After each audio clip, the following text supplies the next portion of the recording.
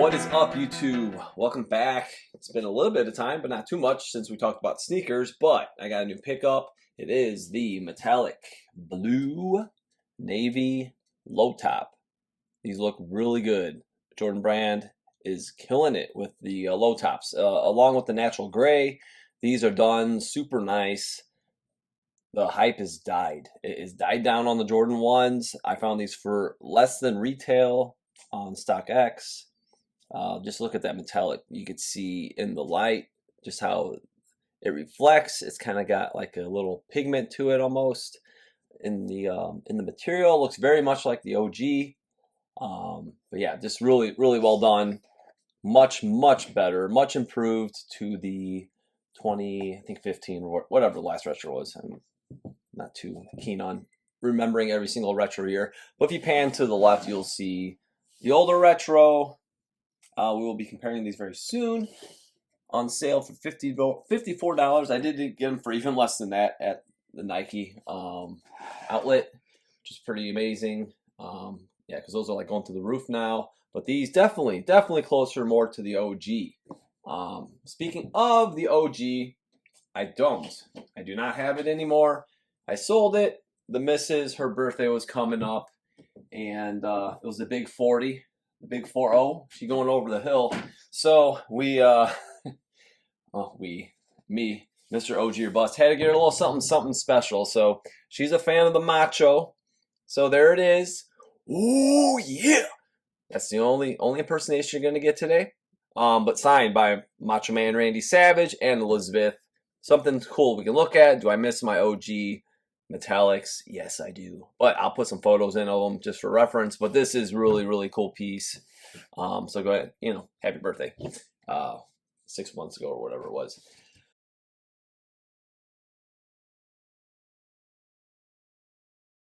So yeah, no OG metallic lows I never owned. I did have the highs, but sold them off to my dude Mid-Century Soul. Thanks again for purchasing. Hope he's enjoying them.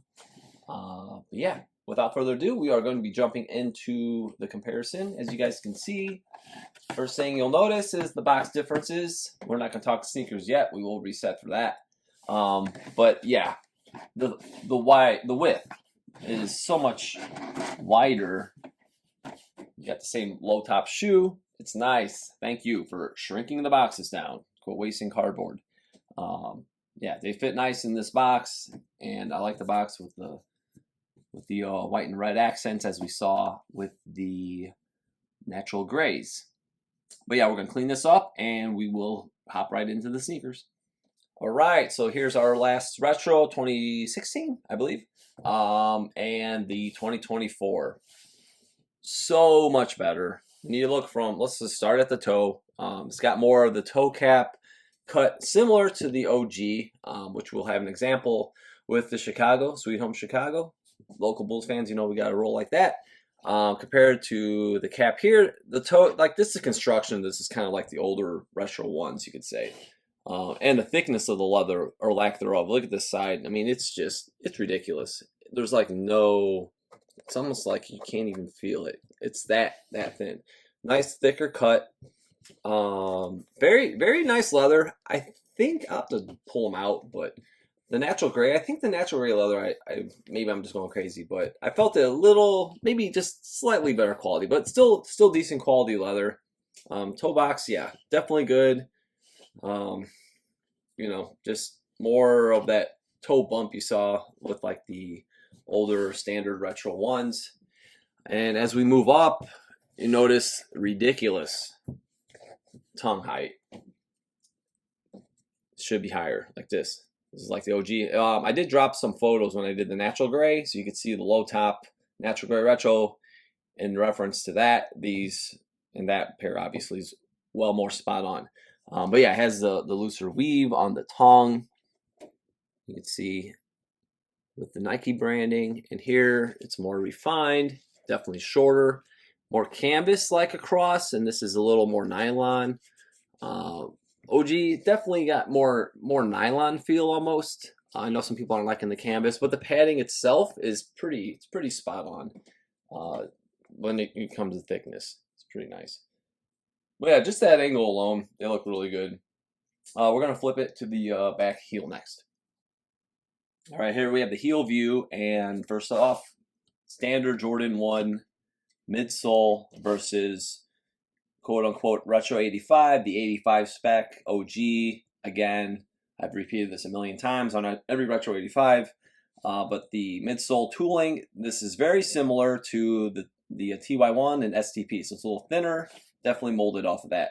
Yeah, the BY factory, they're a little wider, but still looks nothing like this. This just looks like, you know, more modern, not as nice.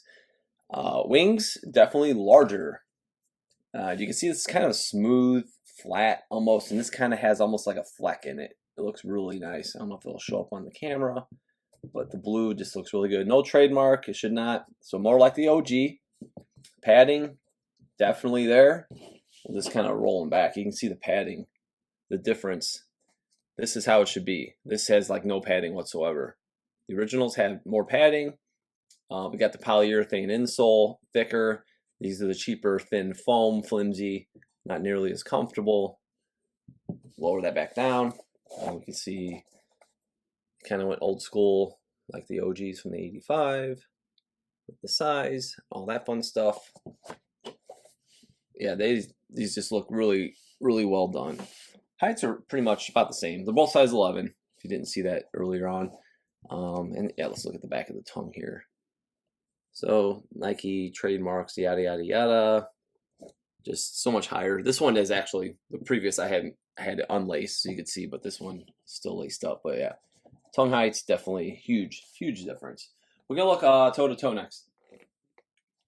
All right, here we are, toe to toe. So again, you got your standard more shape of your retro ones, and this is built more like the retro 85. Really good shape. The size swoosh is definitely on point with the OG. This is jumbo. It's little too large. All these retros I had, and I'm not going to keep this one to be honest. Very happy with these. Don't need to keep them all. But anyway, I sold off most of them. The leather wasn't the great. This was like the nicest pair out of all the ones that I had. But they all had that little oversized swoosh, or it wasn't exactly true to the original. Another thing is, with the original, you saw this line come up straight. They really tried to hook it on the retro. But yeah, toe slope's really good. Again, the tongues, just the overall aesthetic of the shoe looks great, even the padding and up to that. Next, we're just basically going to flip the angle of the shoes so you guys can see the swoosh a little closer together. All right, so we're looking at the swoosh.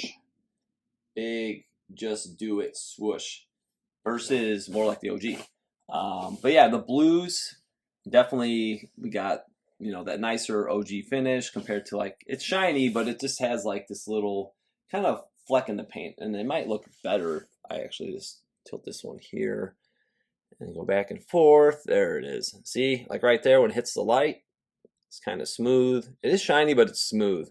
And this has that effect, almost like a sparkle to it. Looks really good. Oh, they did a good job with these. And looks like the burgundy metallics, which I'm gonna try to get next. Those come out in June. Yeah, it looks like they use the same type.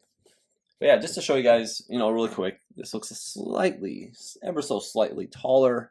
But again, you see heel to heel, this angle, padding wise, just better built, thicker cut leather, better lines, worth keeping. This, bye-bye. As I promised, I would break out some OGs. Why? Because they're beautiful, 1. 2, because they actually did a pretty good job. They're improving the toe box shape. The actual like slope and the shape of the toe is really good.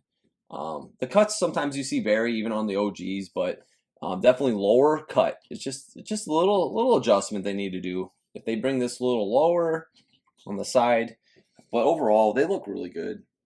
I have no major gripes with this retro whatsoever. And you guys want them, go get them. You know, people are sleeping on these. It's a classic. I know it's not no collab whoredom, but yeah, for the people that really love the Nike purist stuff, this is definitely a good pair to scoop up.